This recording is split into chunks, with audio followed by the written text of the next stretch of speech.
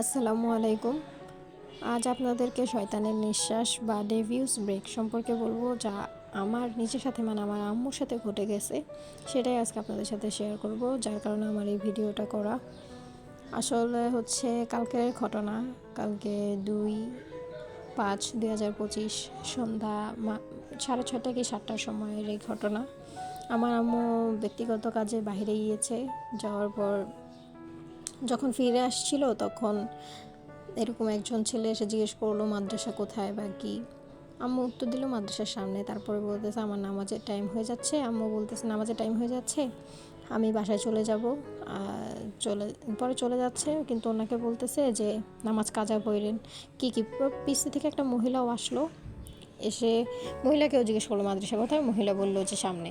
তারপরে মহিলা আম্মুকে একটা ব্যাগ ধরাই দিল জোর করে। আম্মু বললো যে আমি ধরবো কেন আপনার ব্যাগ, কিন্তু জোর করে ব্যাগটা ধরাই দিল। তারপরে কি হয়েছে আম্মু ঠিক বলতেও পারে না। আরও 2-3 জন লোক আসছে, যেটা হচ্ছে আম্মুকে হাঁটায়া গলির একটু মুখেই কিন্তু ভিতরের দিকে নিয়ে গেল। অ্যান্ড বলল, ব্যাগটা ধরায় দেওয়ার কিছুক্ষণ পরে বলল যে আপনার কাছে যা যা আছে তা আমাদেরকে এই ব্যাগের ভিতরে দিয়ে দেন। তো ওনারা ব্যাগ খুলছে। ওই ব্যাগের ভিতরে কানের দুল, চেন, মোবাইল, পার্স, ব্যাগের টাকা পয়সা, এভরিথিং, যা অল বাসার চাবি টাবি যা ছিল সবই ওনাদের কাছে দিয়ে দিল।